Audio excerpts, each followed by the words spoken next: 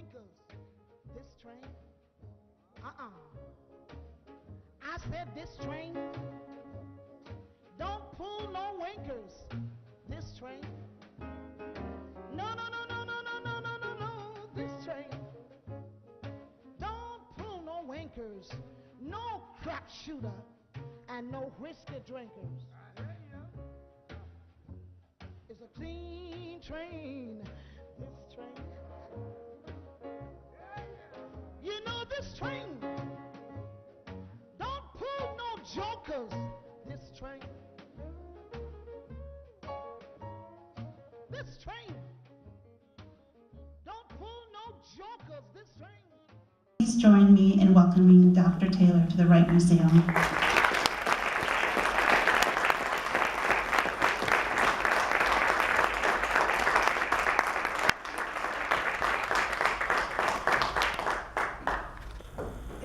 Blessing to see your former student just being successful and doing the kind of work that she worked so hard to make happen. So thank you, Lisa. I really appreciate that. And I thank all of you for being here this evening. I'm going to just kind of... So instead of reading directly from the book, because I'm sure there's some people who haven't read it and aren't really sure all of what I've done in this text, I decided to write a piece that pretty much engages the last chapter of the book. Because the last chapter is where I bring all of these women in conversation with one another. And the last chapter allows me to kind of look at how women experienced the Nation of Islam, again from 1930 to 1975. It's lovely to be at the Wright Museum. I have to tell you, when I first began this project, I came to Detroit in February, and just so you know, I'm a California girl, and I had never felt so much cold and wind on my little face, and I didn't know if it was rain, and then someone said it was snow, and I said, oh my, I am not prepared for this. But it was on that day that I went into the public library across the street from the Ruther Library. Is that across the street? Yes, where I found a document, and this was a document that I had never seen quoted in secondary literature on the Nation of Islam. And this document was during the 1930s, during the Great Depression. Many folks, black, white, were on what they call the dole, because people were, starving, if you will. And so it was during this time period, during the 30s, that the early Ula Temple of Islam members had decided that they wanted to teach their children on their own, and they had created their own school. And in the process of this school, they took their children out of the public school district. And because they took their children out of the public school district, the schools run on students being enrolled. And so at that time, the attendance officer began to visit the homes of where these students had been taken out of school. This is during the 30s.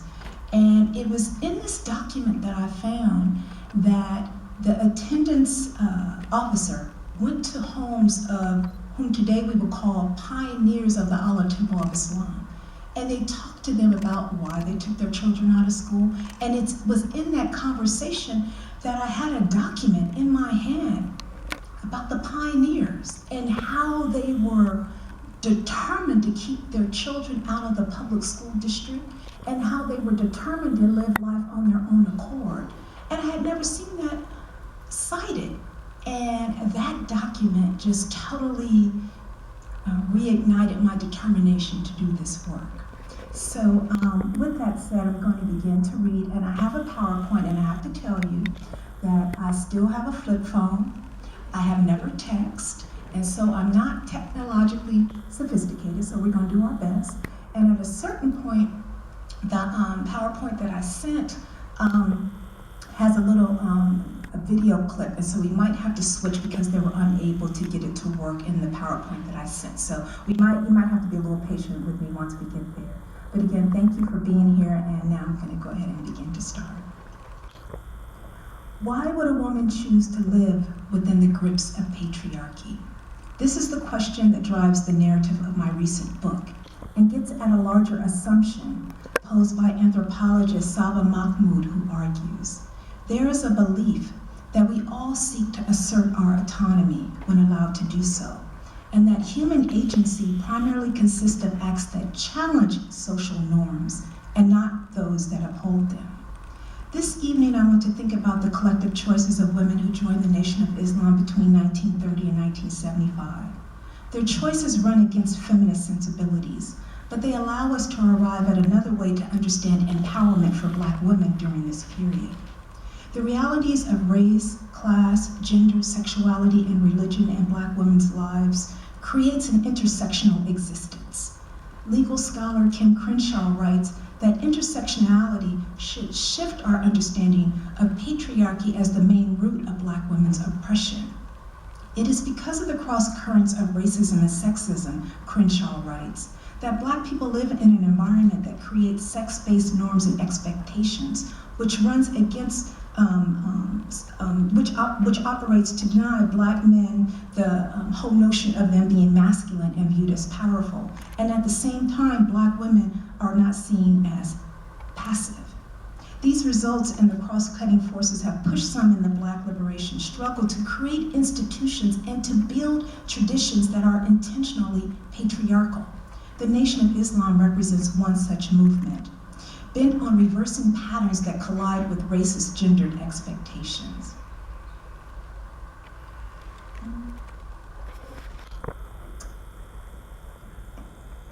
Throughout the history of the nation, women labored to debunk every stereotype that haunted Black womanhood. They made themselves into Muslim women by prioritizing modesty, marriage, and motherhood. All three of these goals are in line with traditional thinking that places women on the periphery of masculine power. Nation women traded any desire for fuller self-determination for their Muslim faith. In fact, their faith gave them a blueprint on how best to disrupt and dismantle harmful racial stereotypes in order to secure honor and protection. I want to focus on modesty because Nation women exhibited restraint as an antithesis to the alleged bodacious and hypersexualized Black women. They made a bold outward expression of their religious devotion by standing proud and looking regal in their uniforms.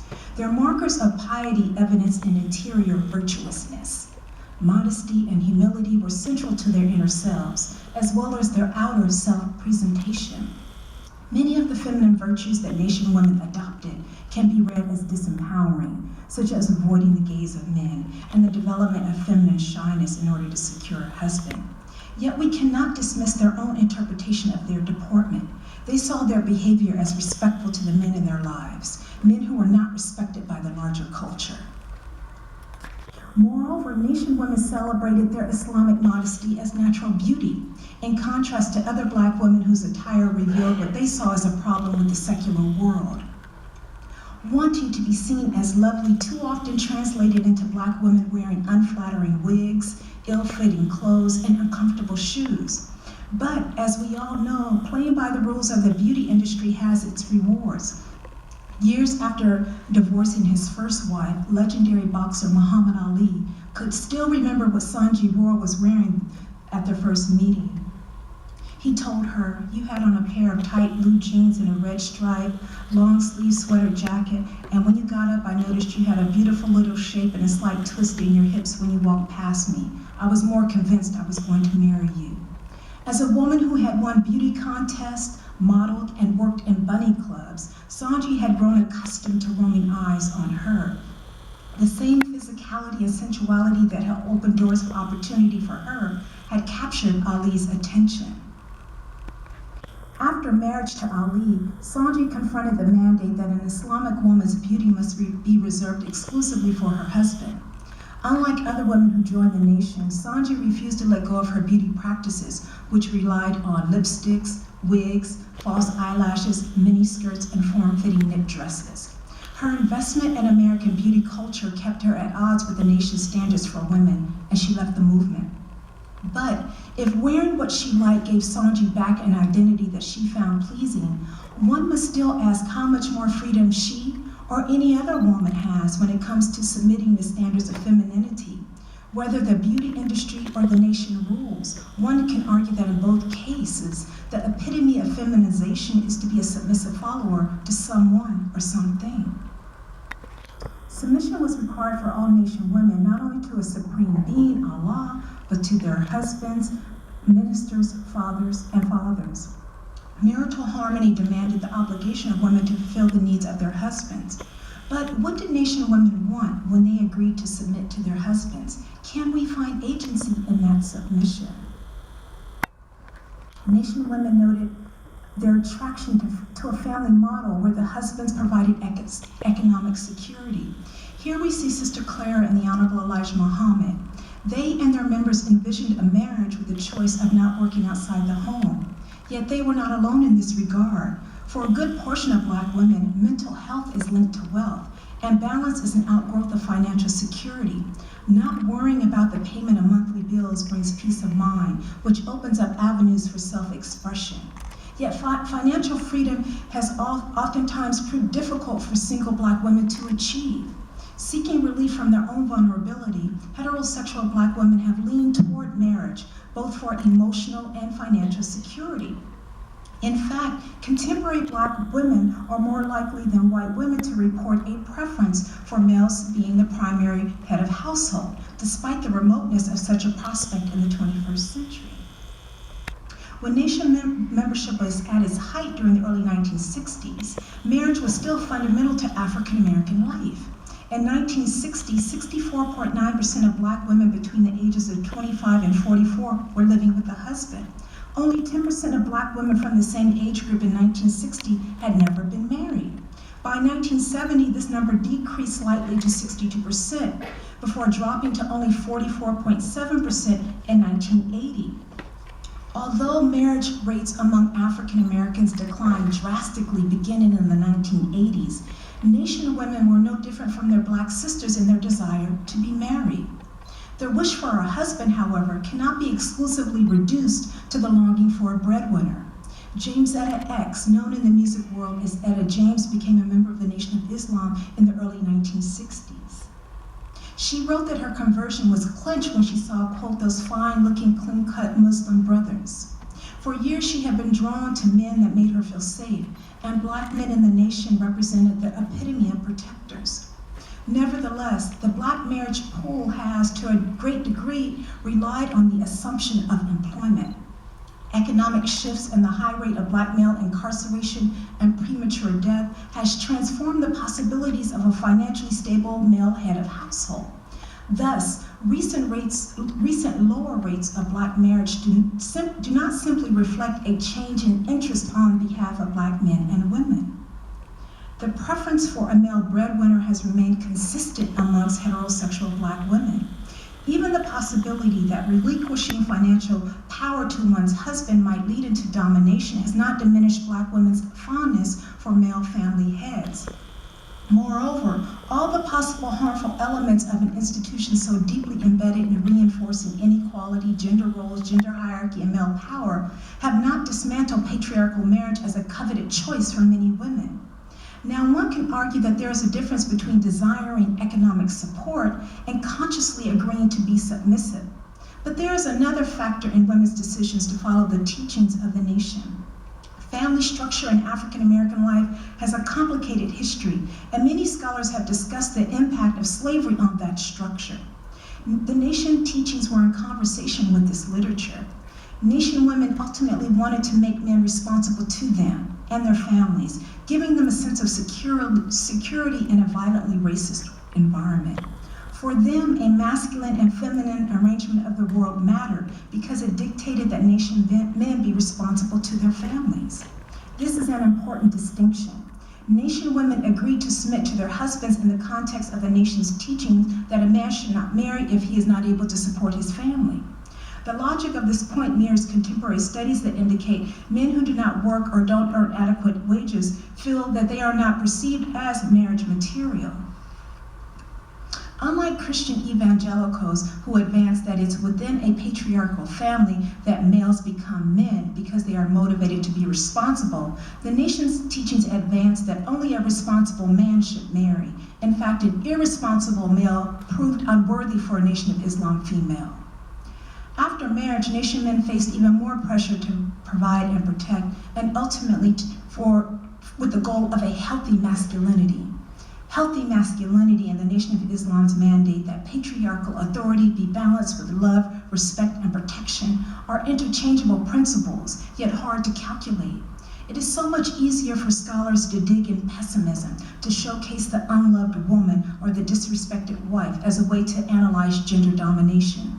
But the lived experiences of African Americans in general, and Nation women in particular, demand us to do so much more. The establishment of healthy families has been the utmost concern for most Black women, and this is why some of them had to break the rules of patriarchy in order ultimately to support it. In other words, they learned to trump patriarchy. I have to share that I coined this term before the election of the 45th president.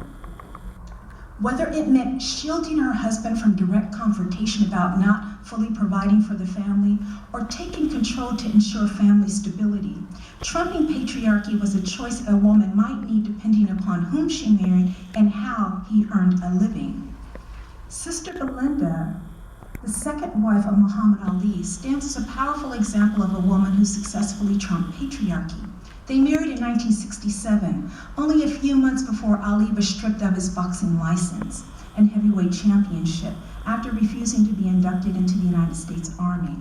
In the privacy of their home, Belinda was faced with a husband unsure about his professional future and ability to provide for his family. She recalled that, quote, "It was tough for him. He was depressed most of the time. He was unhappy. He didn't know what the hell was going to happen to him."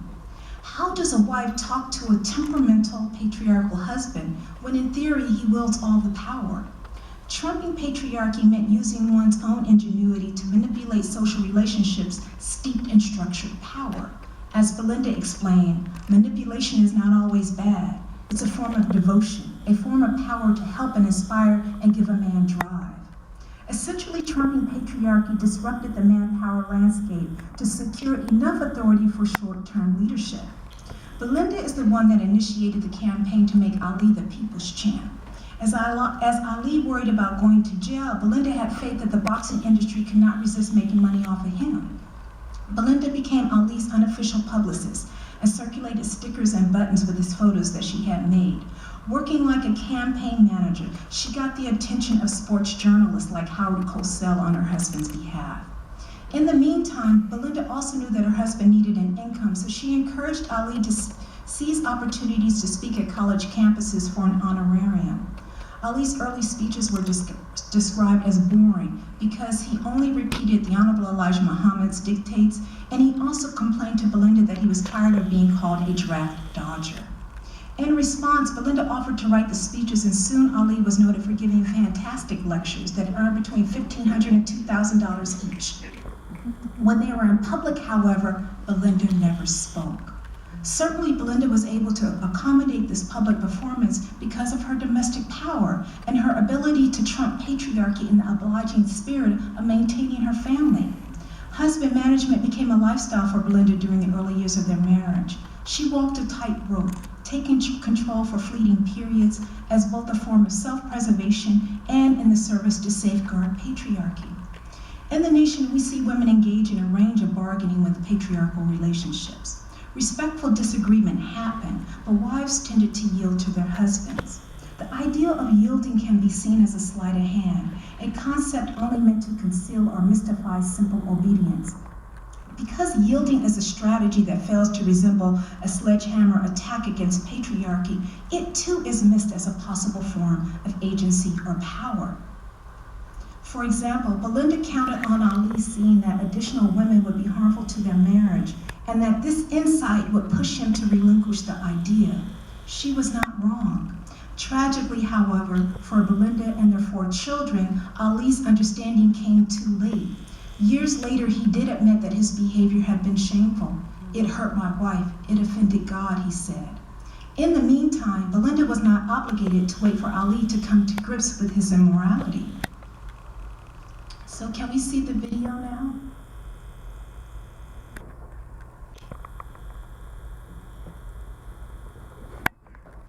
Let's welcome and say hello to John Lewis. All right. Thank you very much. Thank you, Ron.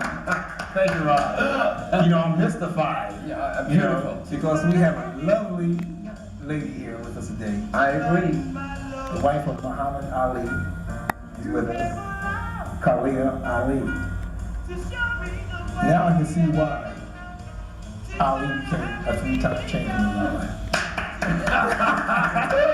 Oh, look at her blushing, Ron. Yes, right. She should. She blushing.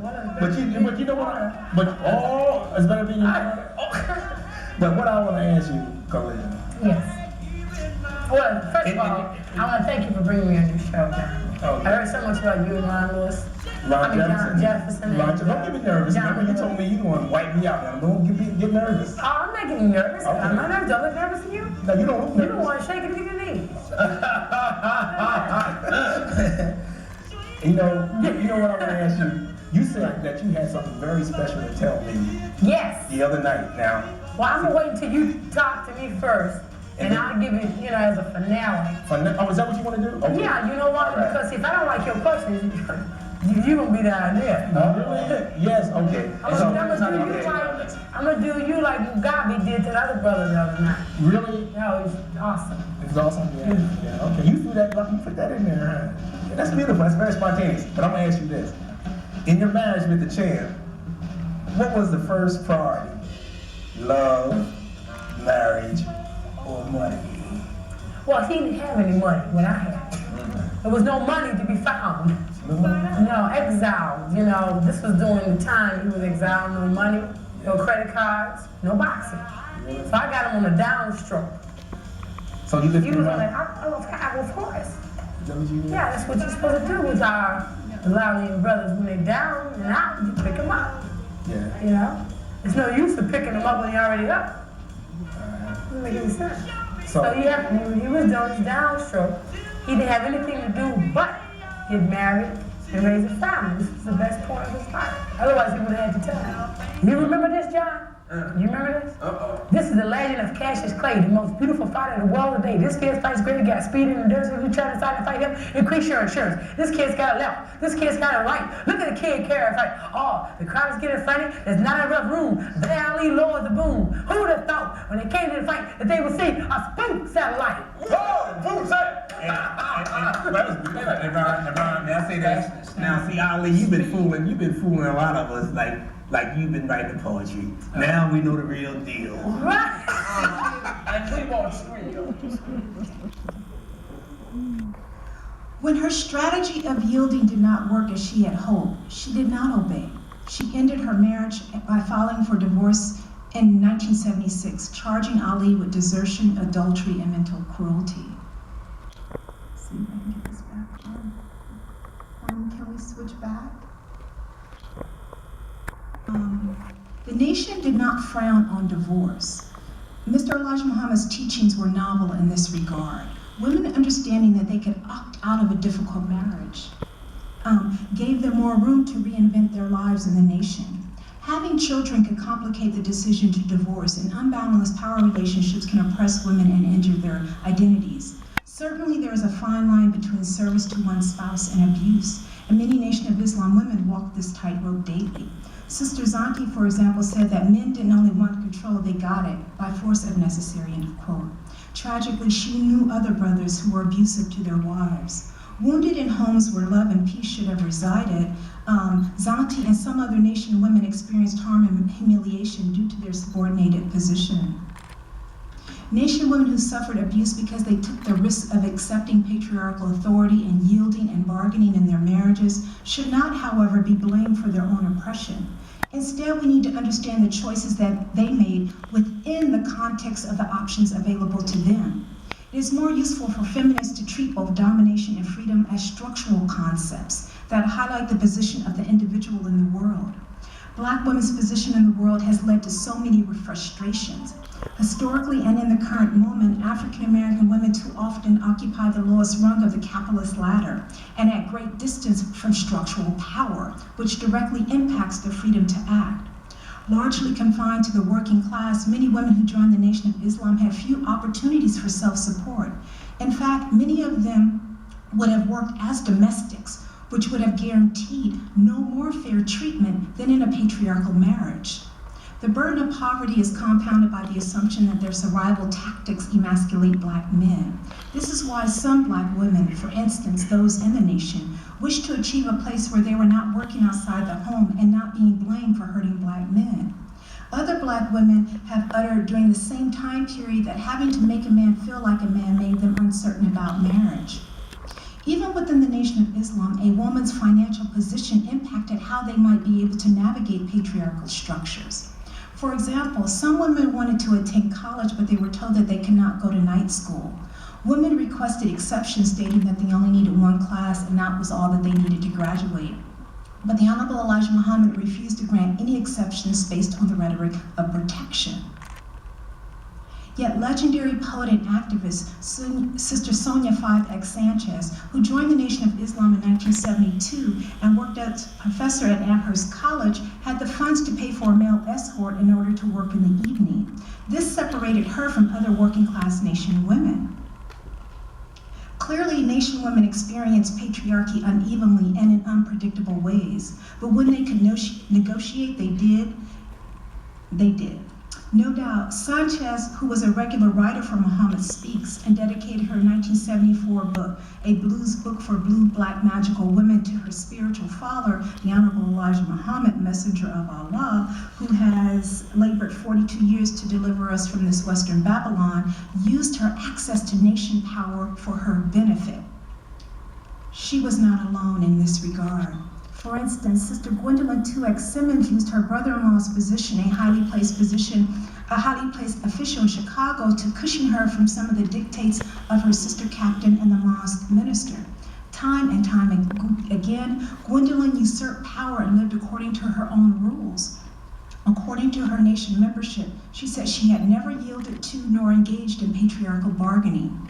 As a nation woman, she was excited about building a Black community and continued to work for the National Council of Negro Women as a field representative. Unwilling to separate her work outside the home from building a Black nation, she found ways to evade the direct supervision of her husband, the mosque minister, and the sister captain.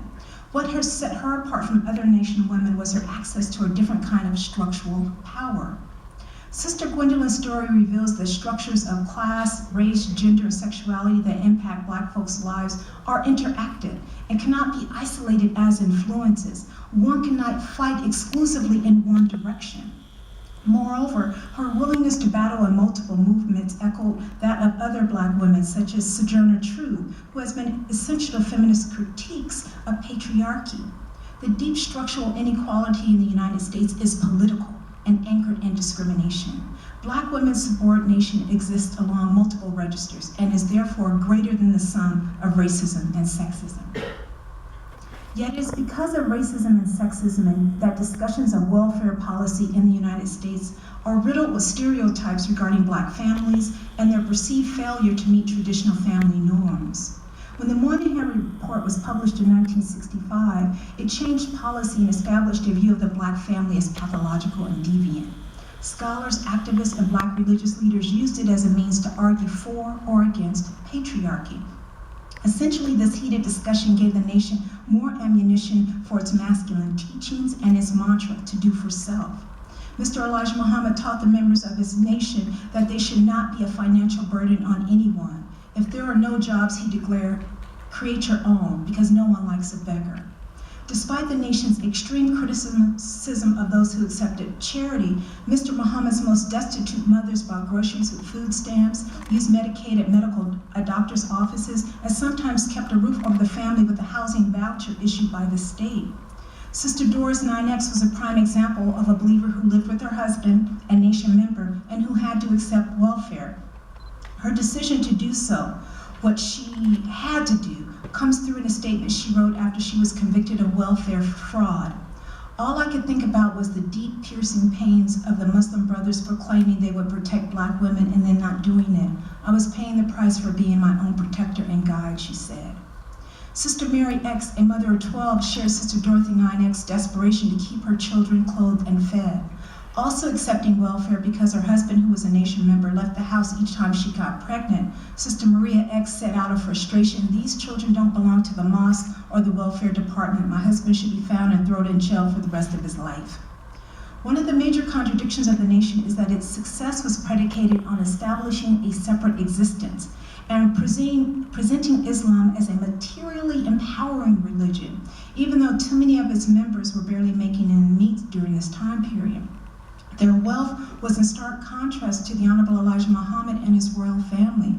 By the early 1970s, the royal family had built 5 mansions for their personal use, costing close to $2 million. The nation was no longer a dinky Islamic storefront. By the 1970s, it was noticed as the richest black organization in America. As the royal family basked in the nation's wealth, the women's movement hit full force. By the 1970s, the women's movement ideas stood in direct contrast to the image of the happy housewife of the 1950s. And it presented an ongoing challenge to the Nation of Islam teaching. As the nation used its Islamic identity to defend modesty, marriage, and motherhood as a natural state for women, feminist activists urged that it was in the home that women were reduced to a subservient other and tragically oppressed. To avoid feeling the entrapment, the liberal women's movement gave the suburban housewife a language to articulate her frustration and anger, which they argued was connected to gendered assumption. Even mainstream advertisers chimed in and developed campaigns by the mid-1970s that added new appeals to old standbys about women as sex objects and the glories of housework. They sought to capitalize on the frustrations. "You deserve a break today" became the well-loved jingle for McDonald's restaurant. It served to appeal to the housewife feeling hurried and unappreciated. As the movement flourished, small cadres of radical feminists offered provocative insights that critiqued class and race, as well as family, marriage, love, and normative heterosexuality. Yet Mr. Elijah Muhammad made no distinction within the women's movement and lumped feminists, liberal, radical, lesbian, socialist, cultural, and conservative together as white women who would guide black women to commit evil and indecency. Highly offended by the popular fashions, Mr. Muhammad told women who experimented with new hair and clothing that, quote, "they look like wild game in the jungle," end of quote. He also said to those who replied that they were just being stylish, quote, "the only thing these black women were strutting was their ignorance, because they were lost to the knowledge of self and think everything that white people do they should follow," end of quote. As the liberation movement galvanized young women to protest, Nation of Islam leaders used their weekly newspaper, Muhammad Speaks, to strike blows against what they perceived as indecency. Every week during the 1970s, women's liberation was critiqued through cartoons, and black women outside of the nation were pictured as carbon copies of white women gone wrong.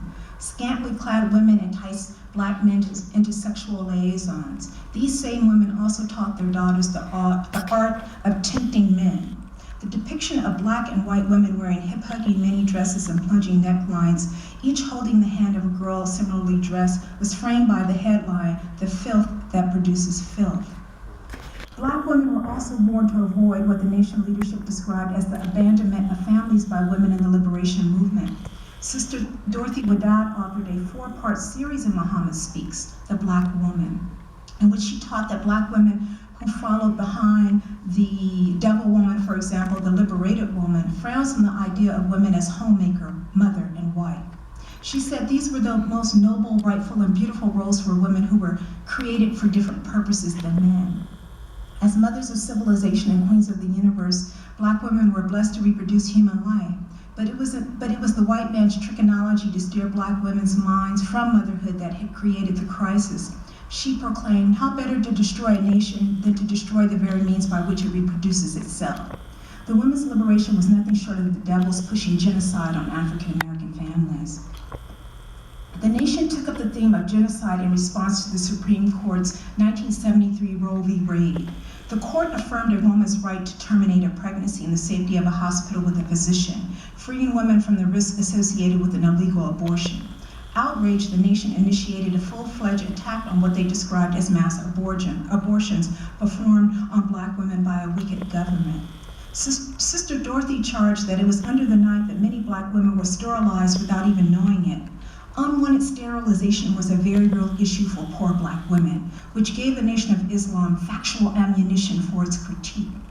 Yet this harmful truth was not enough to stop black women from exercising their right to an abortion. Unable to stop the execution of choice, the nation played its, quote, knowledge of self card, claiming that only a black woman who internalized self-hatred would abort a fetus. Clearly, the nation's teachings were directly threatened by the women's movement. Nation leaders were outraged by the idea that women should be liberated from having children when the very laws of creation made them for this purpose. Nation wives were told to submit to their husbands to make life better for themselves and their children.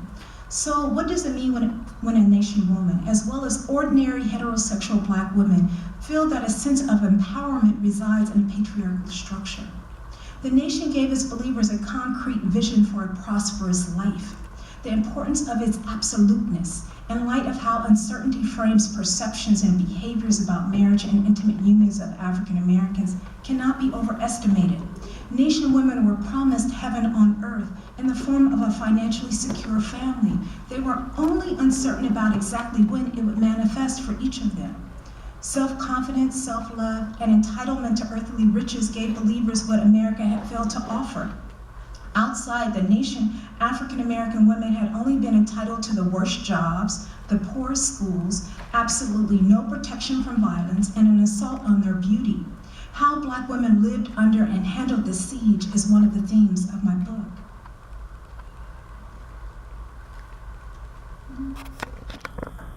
Certainly, nation women's choices were riddled with contradictions. My contention, however, is at the intersection of their impulses reveals their deepest disappointments, desperations, and desires. In fact, it is here that the heartbeat of black women, working to do more than keep body and soul together in America, is exposed.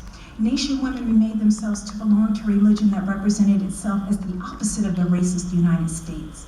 Their religious practices were framed by the Honorable Elijah Muhammad's determination to build a black nation, if only in the mind. Love of self was intrinsic to its formation, along with living a virtuous life, one filled with a courageous spirit to be responsible for the well-being of kinfolk. For more than 40 years, Mr. Muhammad's believers fought against the cold calculations of the beast, as he put it, to ensure stable black families. For the greater goal, nation women chose to live within a patriarchal structure, yielding where they could, resisting where they had to. Their primary challenge was to the racist norms that determined their lives. Nation women fought against being labeled backward and uncivilized by promoting a religious lifestyle that was central to their identity. They loved the Nation of Islam, despite some of its shortcomings. It offered hope, stability, protection, and freedom on their own terms. It also gave them a picture of patriarchy that at times reflected the seductive landscape of white privilege. It is my most sincere hope that women who have fallen outside of its recorded history, women who gave so much with the purest intention to build a black nation filled with love and possibility, see a glimmer of themselves in my work. Thank you for your attention.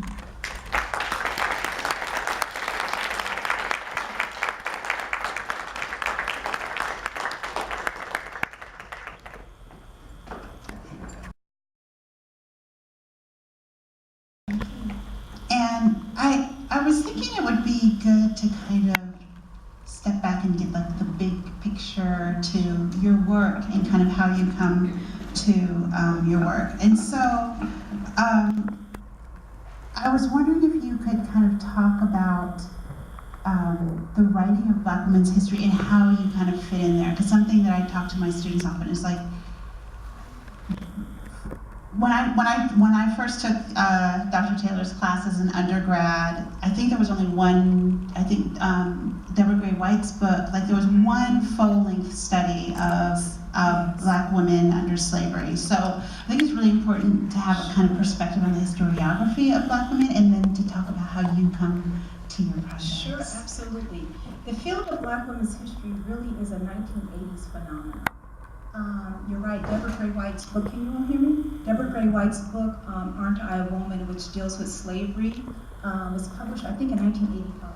And this book, along with the early writings of Darlene Clark Hahn, Rosalind Turgor Penn, recently passed away, all anchored the whole idea that black women had a history that was different from black men and different from white women. Prior to that time, when we look at the early history of black women, particularly during slavery, it was as if black women were these androgynous bodies. That is, they were not talked about in terms of their femininity and sexuality because this was denied because of slavery. And so in 1985, you began to have women write exclusively about how black women experienced history. Now, in that writing of black women's history, one also has the opportunity to engage in how black men are also experiencing it. So it's very, very interesting. You can have black women's history is always in conversation with black men, but it's not always the reverse. And so black women's history becomes a 1980s phenomenon, if you will. And it was a slow phenomenon. And I have to tell you, I was really, really blessed in many ways because I'm a part of the first generation of scholars to actually be formally taught in the field of black women's history. I was an undergraduate in 1980 to 1985, and so when I graduated my undergrad schooling, Deborah Gray White's text had just come out. And so when I went to graduate school, I went specifically to learn about the experiences of black women's history. At the same time, I've also been really, really interested in black folks and black nationalism. So my first book deals with the Garvey movement, because you gotta start there. And so I was really interested in how Amy Jakes Garvey, Marcus Garvey's second wife, engaged, the possibilities, right, of what it meant to think creatively about, not just being a part of black folks living in Jamaica or the United States, but understanding that black people are the majority when you think about black people worldwide. So in many ways, I come to the field as, again, someone who was able to read the early history produced by women who were committed to creating a field that a lot of people didn't feel was worthy of a separate history. Deborah Gray White has a wonderful essay in an edited collection, Black Women Historians in the Ivory Tower. It's a lovely piece because she talks about how she couldn't get anyone to publish her book. And she almost left the profession. And now that book is the canonical text for the field of black women's history. So on the one hand, she begins where she can't get anyone to publish it, and now it's the go-to canonical text for the field. Thank you. And then just to kind of follow up on that, and especially in terms of your interest in black women and nationalist movements and black nationalist movements, and I was wondering if you can kind of talk to kind of the process of the research, because you're researching women who are in movements that are largely represented to be male-dominant, patriarchal, and they're also movements that are in direct opposition to a white gaze, right? So that the archive is not like easily accessible in the way it might be for another group, for example. No, you're absolutely right. I have to say that, people say that people write about what they find most interesting or what they have experienced in their own lives. And I grew up in a family where, one would think that it was like a patriarchal household. But I knew what my mother did. I knew what my grandmother did. I knew that they were operating in certain kind of ways where they were not being led by like robots.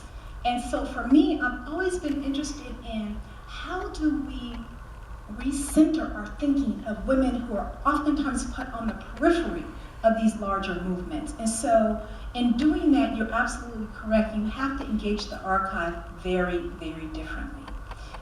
You have to be willing to read between the lines. You have to be willing to, as Veve would say, Veve Clark was one of our colleagues, she would say, you have to be willing to listen to the sound between the black and white keys. That is, it's not always what's written is the only way of understanding what someone is experiencing. And it's important to understand that we all live with contradictions. So why is it that some contradictions are perceived as more submissive or more playing into certain ideas of what a woman ought to be than others? And so for me, I'm always trying to figure out, what does real life look like on the ground? What does real life look on the daily? When people are trying to make ends meet, when people are trying to figure out, okay, How can I cook? How can I get my kids to school? How can I work outside the home? And how can I do a little bit of something for me so I don't feel resentful that I've given all of my energy to everyone else, and what about me? So I'm always trying to figure out, how do people really live their lives in a way that are beneficial to others, but where their needs are also addressed sometimes. And I think that's, when I taught your book last year, that was one of the things that was really moving to the students, right? So I had students who I think maybe came to the book kind of like with some skepticism, but really kind of understanding how people's choices are shaped by like what's in front, like they aren't kind of abstract theories or what have you. Right. But at the same time, and you write in another article when you talk about the archive about kind of wanting to see something there that may or may not be there, yes. right? And so maybe if you could talk a little bit about kind of like the process with this book especially, right? Yes. In terms of what you thought you would find, what you were looking for. I really appreciate that you opened with like the surprise of, Yes. finding something that pushes you in a direction you didn't expect. Yes. I love that question, because in many ways it gets to, okay, now we know you did this book on Amy J. Garvey, right? And what is clear, so I wrote a book on Amy J. Garvey, and I wrote a book on the Nation of Islam. So the book that I wrote a book on the Garvey movement, and I wrote a book on the Black Panther Party. Now the book on the Black Panther Party was largely dealing with the 1960s, and when I interviewed people for that book, what I found out that some of the members of the Black Panther Party for Self-Defense in Oakland, California actually went into the Nation of Islam to hide. So during COINTELPRO, they went into the Nation of Islam to hide largely because of the attire, and soon they found themselves committed to what they were hearing. So for the earlier period, when I wrote the book on the Garvey movement, I found out that many of the early Garveyites were some of the early members of the Allah Temple of Islam. So the Nation of Islam, Allah Temple of Islam and the Nation of Islam came to me in two different ways. But the censure, if you will, do you all remember when Spike Lee's movie came out in 1992, Malcolm X? So I was a new assistant professor. Literally, I had just arrived at Berkeley. I had only been there for like 2 months. And the film came out, and they were going to have a screening at the Grand Lake Theater. And they had invited 3 men to be on the panel. And I guess at the last minute, they realized, okay, we need to have a woman up here, just so it doesn't look so out of balance, right? So I was a last minute thought. I was totally a last minute thought. And so when my department chair said, Ula, would you like to participate in this? I said, I don't know anything about the Nation of Islam. The only thing I've ever read is the autobiography of Malcolm X. That's all I know. And so I was like, well, and I said, I don't feel like I should do that, because I don't want to get up there and be asked a question and I'm unfamiliar with it. So I said no. And so she came back to me, and she says, Ula, I think you could the questions won't be specifically, they'll be about Black history. And I said, if there is a question about women, everyone's going to be looking at me on that panel, and they're going to expect me to be able to reply. So I couldn't say no to my department chair, even though I was trying to back out of it. So I ran to the library, and I said, let me try to find, as much as I can, some scholarly work, some work about women in the nation, to prepare myself to be on the panel for a movie I have never seen, and I don't know what's in there.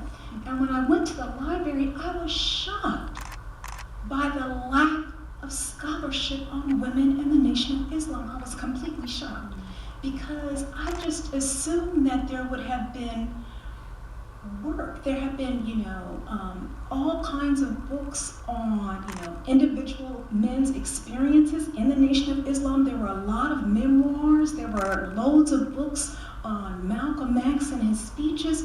And the only things that I could find about women in the Nation of Islam, honestly, I remember finding a pictorial spread in Essence magazine, where the women were captured in terms of their attire, but they only had beautiful pictures, but they didn't even talk about them in their own narrative of being part of the organization. So it was at that time I was like, wow, I cannot believe that no one has really, given women in the Nation of Islam the due of being historical subjects. And I have to say this too, oftentimes, and this is the difficulties I have with women's history too, and this is why I think in many ways I'm always out of trend when it comes to women's history. Because oftentimes we look at something called agency, we look at something called empowerment, and we always frame it against kind of like almost liberal notions. And so if empowerment and freedom and agency doesn't look a certain way, then we don't believe that those women are worthy of a particular kind of historical narrative. And the same thing is for Christian evangelicals. They too fall out of the conversation. And so for me, I've always felt the need to, I think it's important to expand. Everybody, all Black women are part and parcel of something we call Black women's history, and we have to figure out how to wrap the narratives around all of us. And so I've been really committed to that, and I think that's why in many ways I'm kind of, when you look at my collective scholarship, I'm oftentimes on the periphery of what everyone is doing. So when this book came out, many people were writing about, Black women in the carceral state. They're writing about, Black girlhood. So we have a lot of these larger things that people have taken, and here comes this book. And when I wrote the Garvey book, I remember everybody was writing exclusively almost about, women in the civil rights. So this is when you got a lot of the biographies of Mrs. Fannie Lou Hamer, when you began to get the biographies of women who were part of SNCC. And here I come with a book on Amy Jakes Garvey. Okay. But, I love that because I think that it also kind of raises the question of even within the field of African American women's history, right, the kinds of assumptions or presumptions that scholars have, and how some of those are shaped by, they might be shaped by their training or who they worked with, and class, absolutely. You want to talk about that? Yes. Sure. The early history of Black women's history was largely confined around middle class and elite Black women. So these are women who were part of the Black Women's Club movement. These are women who had attended historically Black colleges, so they were formally educated. And it was largely because they left archives. So they had newsletters, they had written journals and letters to one another. They were institutionally anchored, whether it was the Black sororities, whether it was the National Council of Negro Women. Basically, institutionally, they had records, and that's the key. There are a lot of histories that are so difficult to write because of lack of historical records. And so this is why with this book, in addition to me combing the archives, I supplemented the archival material with interviews of women who were in the Nation during the time period from 1930 to 1975. So for example, I interviewed Khalila Ali, Muhammad Ali's second wife. I interviewed Gwendolyn Simmons, who was the other person on the screen, because I knew that, the written record wasn't going to be the full story. Yeah, and can you talk about kind of like the dynamics of interviewing, and also just, because something you said earlier made me think about, so it's not only that, especially in terms of class, right, it's not only that working class women or women that don't have some kind of, status or privilege in society, it's not only that, their voices might not be kind of recorded in a written form, but it's also that sometimes when we do hear their voices or see their voices, we don't always believe what they say about themselves, right? And so I think this comes back again to thinking about what we as scholars are looking for in the archive and hoping that it's there, and then what, this notion of believe Black women, right? Yes, but how do you kind of navigate that when, especially as an oral, when you're doing oral histories, and we think about the culture of dissemblance, right? Of looking, of Black women being protective of their privacy, so they'll say something to appear as if they're being forthcoming, but so how do you kind of navigate that? It's very challenging because there are some family secrets, right? Everyone has them. And it's not, unfortunately, some people feel like the more secrets you reveal, the better story you have, but I don't believe that. I believe that, that when people want to share what they want to share, I'm more than willing and I'm open to it. But I think that we have to meet people where they are and their own vulnerabilities and their own challenges and their own concerns. I think oral histories are very, very tough because you can open up old wounds. And I always try to balance with, there's joy in that too, right? Having a level of freedom. I think the challenge though is that oftentimes when we think about class or we think about vulnerable Black women, it's difficult for us to write those stories because we want a victory. We want a victory. We want to be able to say that this person made it over, this person survived, this person did more than survive, this person thrived, and now they are an exceptional person. And that's not everybody's story. In fact, that's not the majority of people's story, right? For some people, surviving is all they can do. That if they can go beyond surviving and just snatch a little bit of joy here and there, they have to hold on to that. And so I think that because we live in an anti-Black world, in an anti-Black climate, that we're very, very careful of not wanting to, give the enemy even more evidence about our vulnerabilities. And so this is why I think that, we are very careful in terms of how much we're willing to share, whether it's an interview, there's some things that I came across in all of my scholarship that I choose not to write. It's too painful. It's not gonna make us free. So I just keep it there. All right, so I have a kind of more specific question Sure. about the book, and so this is you in The Promise of Patriarchy. You talk about, and I'll quote here. You say it's interesting to consider how the Nation of Islam, whose ministers maintained a mostly apolitical stance, morphed into an organization that was viewed by Etta and by so many others as political and radical. And you talked about that a little bit in your talk, but I really want to kind of think.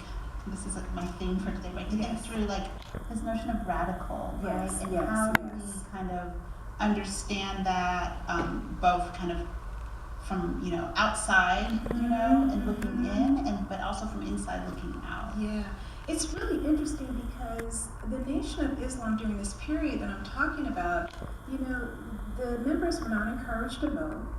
So you have an organization that is quote quote apolitical, but they're law-abiding. They will comment on politics.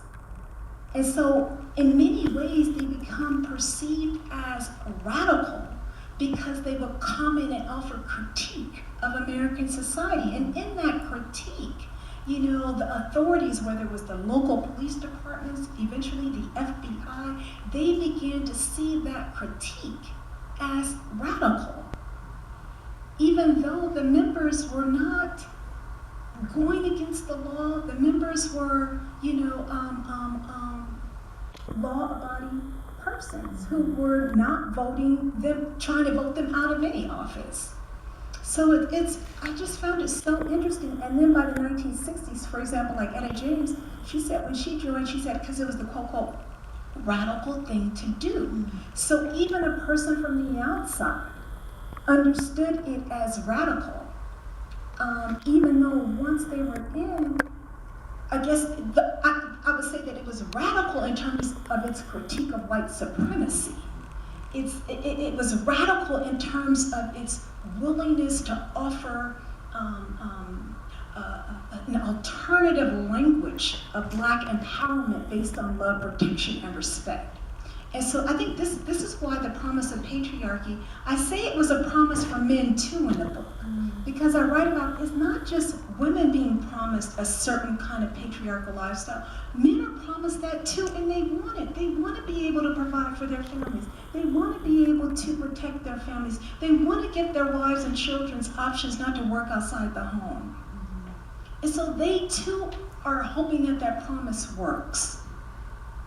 Yeah, no, I think that that is one of the most compelling parts of that argument, and especially in terms of thinking about, again, like who has kind of like the authority to like critique, right, or be critical of somebody else's choice within this white supremacist context. And at the same time, though, like especially the end of your book and the period that you talk about at the end of your book, I mean, you placed what was happening with women in the nation in terms of the women's movement and the white women's movement, right? But I also know that you're like deeply kind of situated in a Black feminist critique and framework. So I was wondering, like, how it is in fact like your Black feminist framework that allows you or enables you to offer more nuance and understanding. That's a really, really good question, because people, I think the reason why people are surprised when they read the book is because they think that my Black feminist sensibilities are just going to just go all over it, right? And just take over. And you think they do? Well, we'll talk about that in the Q&A, but the fact of the matter is, I use my Black feminist sensibilities as a way in which to have a lens on the possibilities for women to have choices and options at different historical moments. So one of the things that I argued is that when women joined the nation, the Ula Temple of Islam in the 1930s, it was different from the 1940s, it was different from the 1950s, it was different from the 1960s. That each decade, based on the options and choices that were available to them, shaped who joined and why. But maybe this is a good time to open it up to the audience, since someone said that my feminist sensibilities do take over the book, so maybe we could have a question and answer. Yeah. Ladies and gentlemen, can you please form a line behind the mic and speak into the mic for Q&A? We have 10 minutes left. We'd like to absorb that time with your interaction. Thank you. This train don't pull no winkers, no crap shooter, and no whiskey drinkers. It's a clean train. This train.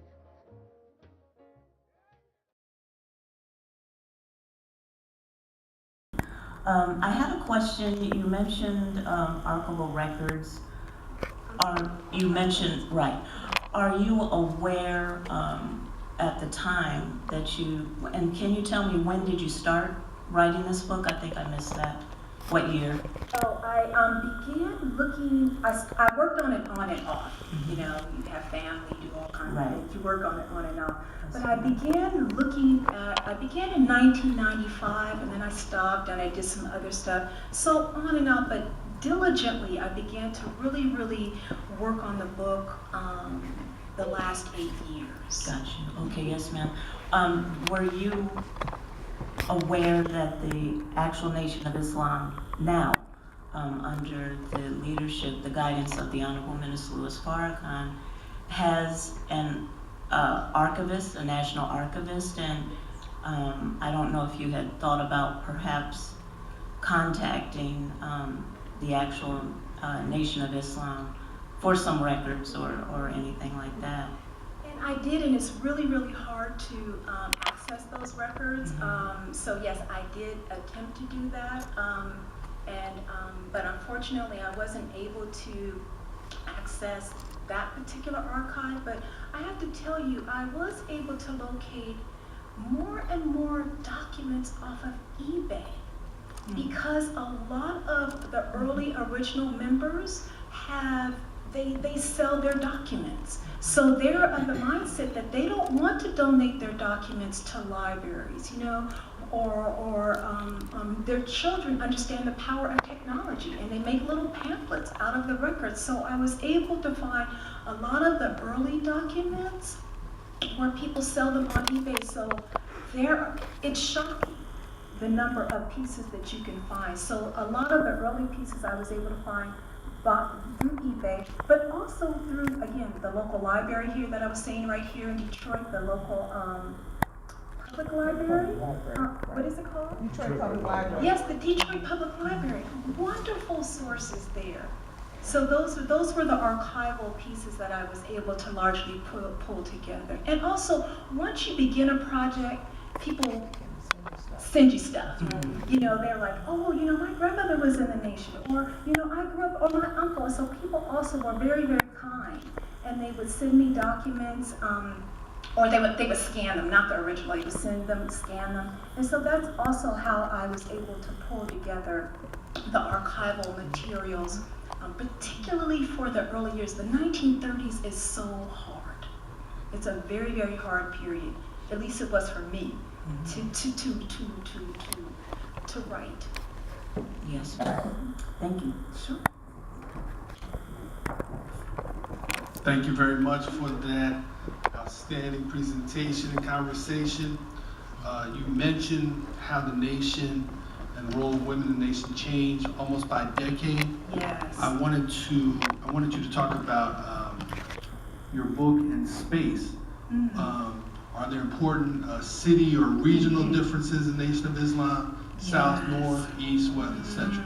Yes, that's a great, great question. One of the things that I learned was that how a woman experienced the Nation of Islam in Chicago was different from Los Angeles, was different from Oakland, was different from Detroit. And that in many ways, you know how like if you research SNCC, the Student Nonviolent Coordinating Committee, or the Black Panther Party for Self-Defense, depending on which chapter you were a part of, you could have a particular experience. That was what I've learned about the Nation of Islam. Depending on who was the minister, who was the sister captain, they could have a different experience. One person that I interviewed, Sister Gwendolyn, she had been in Detroit, she had been in Chicago, and then she had been in Phoenix, and she told me in different places. I think she had different experiences. She had been in Atlanta. Different places she had had different experiences based on basically the culture that was kind of cultivated by the sister captain in particular. How you know that? Okay. Yes. I haven't read your book, but I was listening to you read your chapter. And I heard you identify a lot of socioeconomic problems that basically plagues the Black community. I don't think there's anything germane to just like the Nation of Islam or anything else. And then I'm curious, why would you single them out? Because if it's a Black community issue, you know, as a Black man, you know, raised in this system, I've been looking for the empowerment, right? And when I look through Black organizations, I only see one that's active, that's alive now, that is actually empowering. The promise of patriarchy, even giving women their voice. There's a stretch of road in Detroit that's between Illinois and Wyoming on Finkel Avenue. I counted 11 churches, I think. I think I might have missed one or two. It's the most desolate part, one of the most desolate parts of Detroit. So I know it's not in the Black church. The power for us, our people. So I'm just curious, as a scholar, why would you take an organization that's proven with a track record to help those problems that you're identifying to, I don't know because I haven't read the book, but it just seems that it's not a positive light on the Nation of Islam. It seems as though there's because you're talking to people who've left the organization, when you got so many that's still there. I don't know that you interviewed any that's still there to find out what made you stay. Yes, well, first of all, my book is the reverse. So in my book, I talk about it's because of poverty, it's because of lack of opportunity that women or men are drawn to this organization that is encouraging and guiding people to a certain kind of economic empowerment in the midst of capitalism. In fact, they are advocating an efficient form of capitalism. And this is why the Honorable Elijah Muhammad said, if there isn't a job, you need to make it. And so, in many ways, this is an organization that people are able to, they're seeking to thrive. and they're having challenges. So I'm not singling it out as an organization where people aren't successful. I'm singling it out as an organization that it's drawing people who are very vulnerable. And it's not just the Nation of Islam. You also picked up, when you pointed out all of the different storefront churches along the street that you just said. In many ways, when people are looking for ways to figure out how do I do more than simply survive America, we see that a religious way of life becomes a way can become a catalyst for transforming who they are in this country. So in many ways, my book is it's the reverse, and that's why I said that we shouldn't critique people for the choices that they make, because the choices that they make have to be placed within the context that they're making them. Miss Taylor, historically, of course, the media and academia has distorted the narratives of the Nation of Islam in many cases. And I heard a quote that you made, and I wanted you to expound on that. You said, I think history is about telling stories. So I tell a lot of stories in my classes. Primarily, I tell stories as a way to complicate the history that they think they know. And so I wanted to know, as an educator, what is the benefit of the complication there? And then, of course, complicate means to make process difficult. Our process and knowledge of self and a lot of the different things historically has been difficult. But if you say that, I tell a lot of stories as a way to complicate the history that they know for your students, I would like for you to expound on that. Sure, that's great. One of the things that happens, and particularly because I teach at a historically white campus, UC Berkeley, is that many people think they know Black people. They think they know Black people. They think that our narrative is easy and simple. They look at TV, they listen to music, so they feel like they know us. And so when they come to my class, I make sure that they understand that what they think they know is actually not the fullness of who we are. Because many of them are coming to the class via gobbling up all of this culture and feeling like they know how Black people are, they know what Black people do, they know what Black people will say. And so in the classroom, I get them to understand that how a Black person even experiences UC Berkeley as a student is going to be different based on the kind of resources they have. If they're if they're a second generation college student, if they're majoring in a major that has no other Black people that they see daily in their class. So when I say complicate, I'm basically I'm shifting what they understand as a simplicity of Blackness. And I'm letting them understand that we have all the vulnerabilities and we have all the possibilities that every other human in this world has. And that we are not simply known because they see us on TV and they think they know us.